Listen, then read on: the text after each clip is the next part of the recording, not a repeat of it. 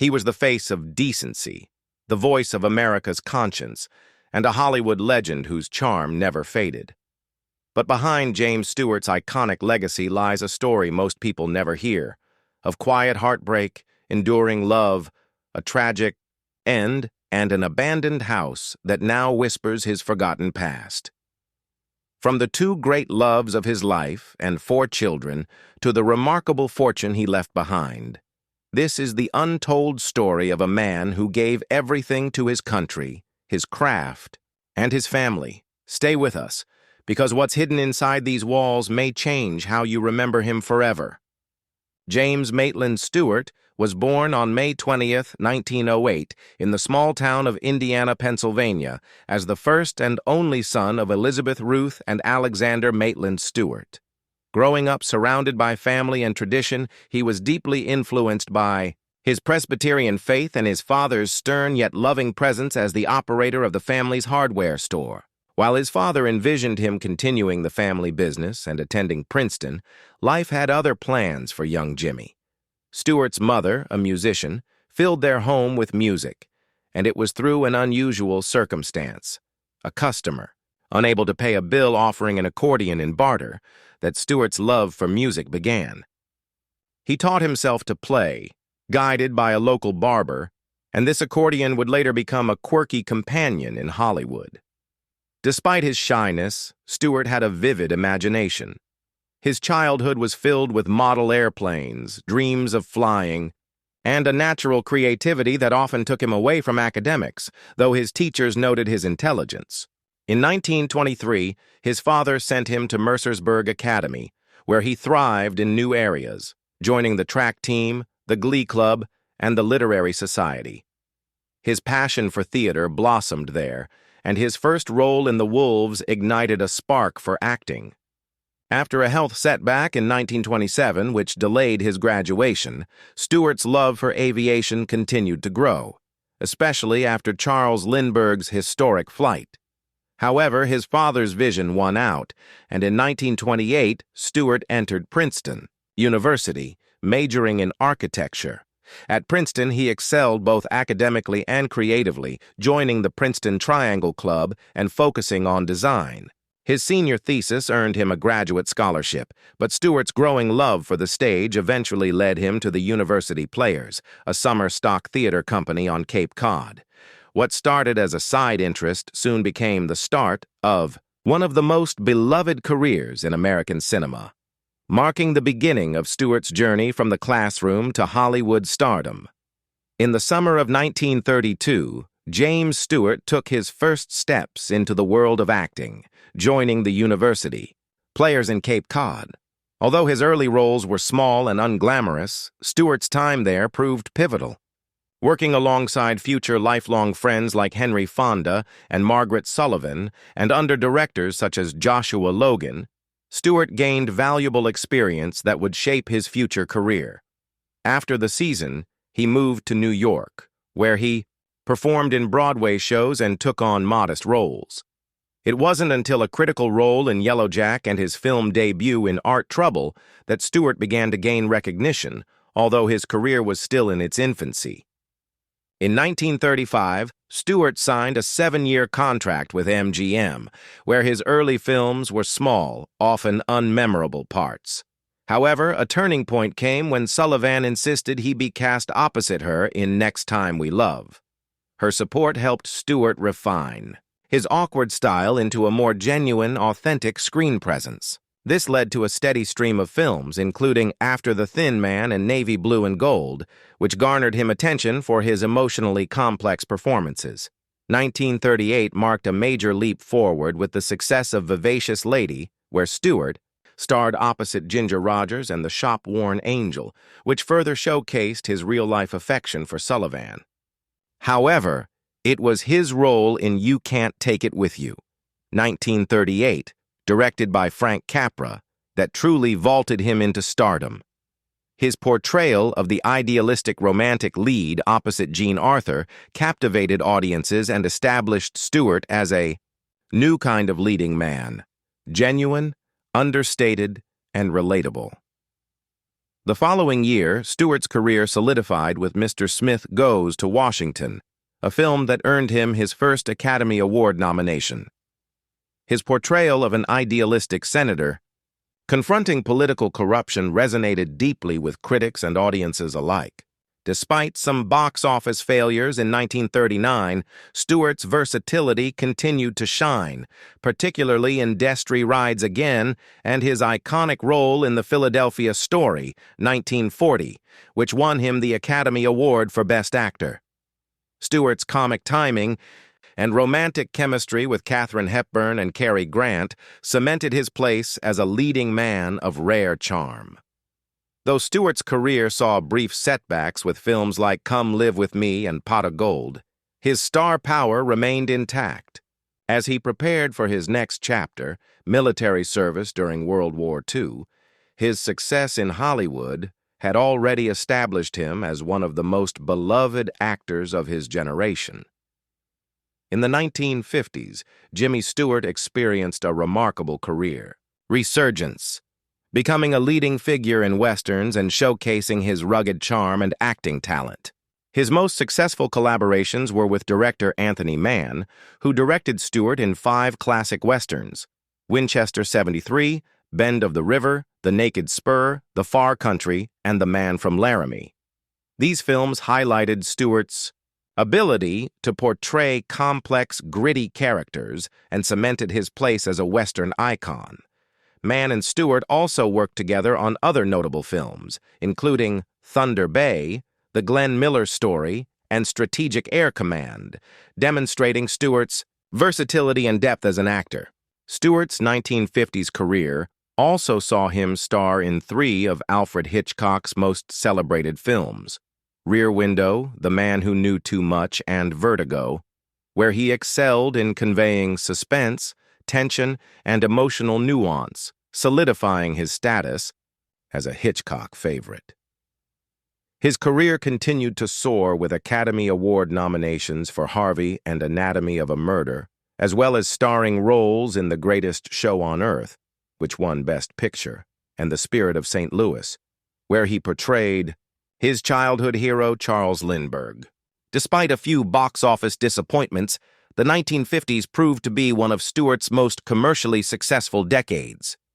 In the 1960s, Stewart's star continued to shine with collaborations with director John Ford on westerns like Two Rode Together, The Man Who Shot Liberty Valance, and Cheyenne Autumn. He also starred in the epic How the West Was Won. Beyond westerns, Stewart appeared in family comedies such as Mr. Hobbs Takes a Vacation, Take Her, She's Mine, and Dear Brigitte, alongside dramatic roles in Shenandoah and The Flight of the Phoenix. His enduring appeal as a leading man was undeniable. By the 1970s, Stewart's on-screen appearances became less frequent, though he still delivered memorable performances in films like Fool's Parade, The Shootist, and Airport 77. His final live-action role was in The Green Horizon, 1980, but his last appearance came in 1991 with the animated film An American Tale, Fievel Goes West, where he voiced Sheriff Wiley Burp, marking a fitting end to his career. Stewart also made significant contributions to television, starring in the 1960s in John Ford's teleplay Flashing Spikes and headlining his own sitcom, The Jimmy Stewart Show. His performance in the CBS legal drama Hawkins earned him a Golden Globe Award, proving his enduring talent. Stewart also appeared in several TV films and the historical miniseries North and South throughout the 1980s, further cementing his reputation as a beloved and versatile actor. Off-screen, Stewart was known for his conservative political views and strong support for the Republican Party. He was a vocal advocate for military strength and campaigned for presidential candidates such as Barry Goldwater, Ronald Reagan, and Bob Dole. His political beliefs reflected his patriotism and unwavering commitment to the values he held dear. Tucked away on one of Beverly Hills' most storied streets, the former home of Hollywood icon Jimmy Stewart has reemerged on the real estate market. Though the house the actor once called home is long gone, replaced by a spectacular Italian-style villa that now asks $47.9 million. The address on North Roxbury Drive, where Stewart lived quietly for nearly half a century, has been transformed into a palatial estate. Yet the spirit of old Hollywood still lingers among the mature trees and storied surroundings of this glamorous enclave. The original home, where Stewart reportedly screened films with his family and cultivated his treasured garden, was razed in the late 1990s after the actor's passing at age 89. In its place, a businessman commissioned a grand 15,000-square-foot residence brought to life by architect Kevin Clark in 2000. Since then, the estate has changed hands several times and now stands as one of the most impressive properties in the coveted Beverly Hills Flats. Set on 1.3 sweeping acres, an unheard-of expanse in this tightly held neighborhood, the estate encompasses two original lots, one of which Stewart himself acquired decades ago to expand his beloved outdoor sanctuary. Today, those once private gardens have evolved into manicured formal landscapes, complete with sprawling lawns, mature trees that date back to Stewart's residency, and a peaceful air that feels worlds away from the city just beyond the gates. Pass through the elegant entrance, and you step into a white marble foyer that glows with natural light. The grand entry flows into a series of sophisticated living spaces, each designed to balance scale and intimacy. A wood-paneled library with a fireplace and detailed coffered ceilings feels both refined and inviting. A space where you can imagine the flicker of a classic film and the hum of a cocktail conversation. Just beyond, a sun-drenched living room opens onto gardens that blur the lines between indoors and out. At the heart of the home is a chef's kitchen as luxurious as it is functional. Double ovens, a grand center island, custom cabinetry, and a sunny breakfast room create a setting that's ideal for both formal entertaining and casual family mornings. And with 8 generously sized bedrooms and 11 bathrooms, the villa offers space not just for living, but for spreading out, hosting, and dreaming. The estate includes a 2-bedroom guest house nestled among the gardens, a nod to hospitality and perhaps a quiet echo of the many Hollywood friends who would have once dropped by. Outside, a large pool invites sun-soaked afternoons, while the meticulously maintained grounds continue to honor Stewart's original vision of a private garden retreat. North Roxbury Drive is no ordinary street. Once home to stars like Rosemary Clooney, Lucille Ball, and even George Gershwin, its leafy charm and rich cultural history provide a timeless backdrop for this newly built yet deeply rooted estate. What now stands at Jimmy Stewart's old address is not simply a house. It's a new chapter in the continuing story of a place where classic Hollywood lives on in marble, wood, and stone. For those seeking luxury steeped in legacy, with space to breathe and the elegance of both past and present, this extraordinary estate offers something more than opulence. It offers a connection to a golden era, reimagined for modern life.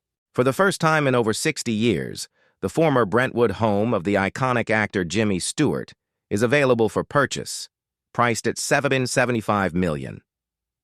Located in the prestigious Brentwood Park neighborhood, this traditional-style residence has been a family treasure since it was built in 1938. Stewart himself called it home during the 1940s, a time when Hollywood legends lived in quiet seclusion away from the limelight. He moved on to Beverly Hills in 1949, shortly after marrying, but his time in this home left an undeniable mark on its history. Set on a lush, half-acre lot, the single-story home is tucked behind a gated entryway, offering privacy and serenity. Inside, the charm of the past is preserved, starting with the formal living room that features a striking paneled wall and a cozy fireplace, a perfect space to relax or entertain. Adjacent to the living room is the dining or family room, which boasts its own second fireplace, creating an inviting atmosphere that flows effortlessly into the kitchen. With 4 bedrooms and 4 bathrooms spread over more than 4,600 square feet of living space, the home offers ample room to enjoy both solitude and social gatherings. Each room reflects the timeless elegance of a bygone era while still presenting endless possibilities for modern updates. Step outside, and the property continues to impress with its mature trees and hedges, which encircle a large grassy area and patio, ideal for outdoor dining, relaxation, or gatherings. At the front, a two-car garage completes the home's practical and classic design. Margaret Sullivan played a pivotal role in James Stewart's early life, not only as a mentor, but also as the object of his first romantic feelings. They met while performing with the University Players, where Stewart quickly became enamored with her. However, Sullivan, who viewed him more as a friend, never returned his affection romantically, instead offering him a protective, almost maternal love. Despite his unspoken feelings, Stewart and Sullivan co-starred in several films, including Next Time You Love, 1936, The Shop-Worn Angel, 1938, and The Shop Around the Corner, 1940, helping to launch Stewart's Hollywood career.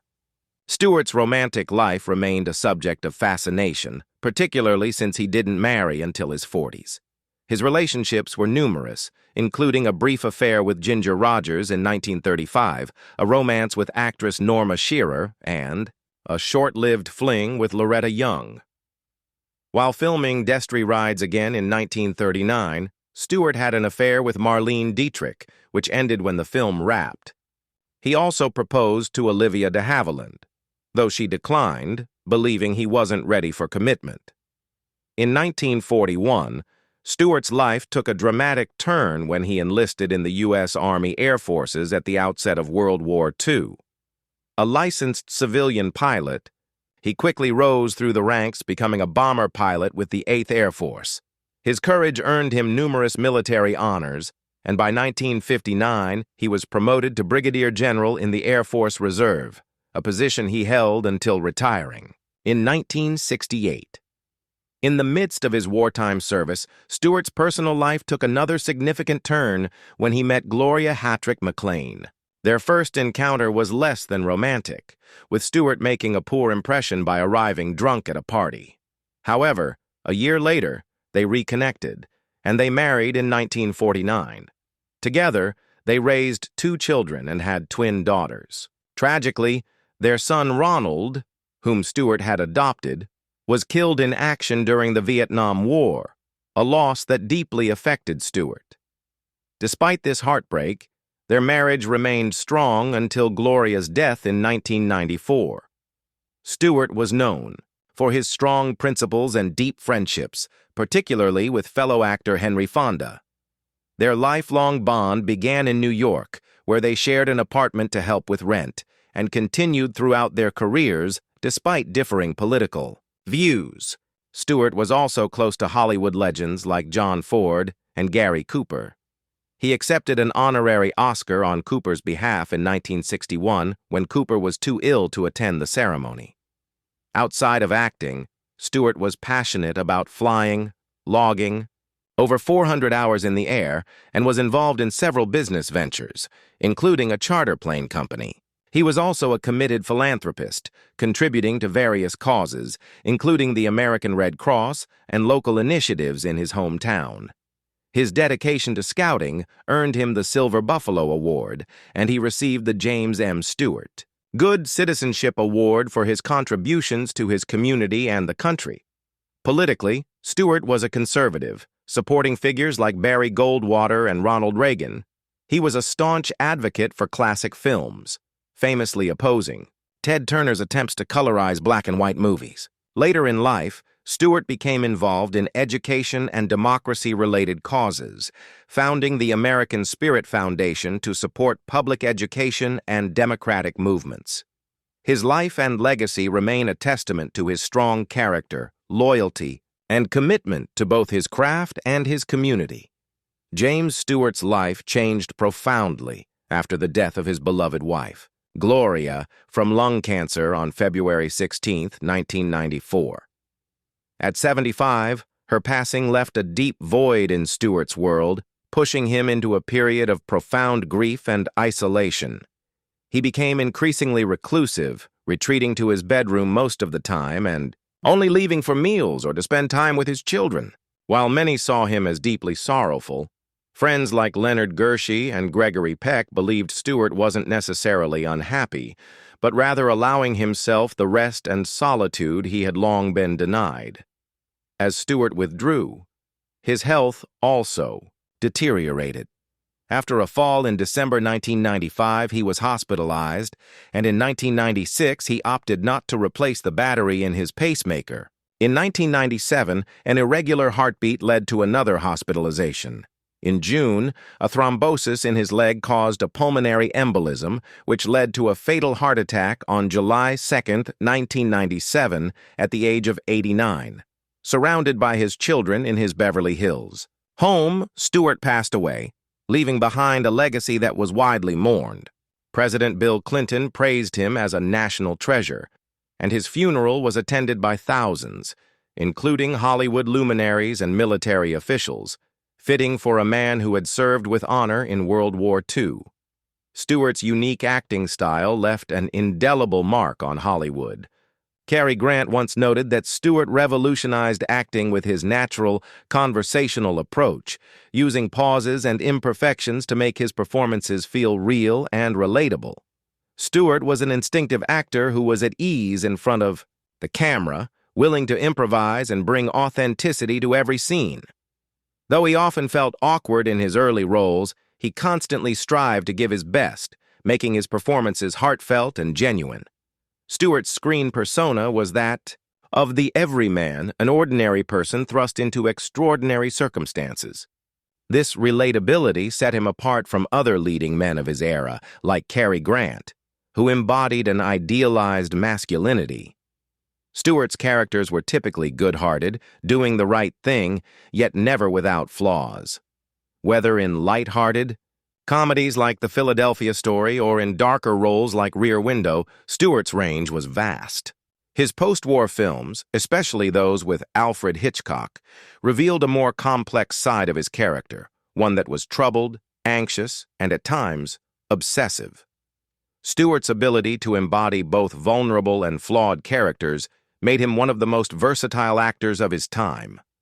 His career journey, from the innocent hero of Frank Capra's films to the more neurotic, sometimes menacing figures in later films, showcased his immense range and emotional depth.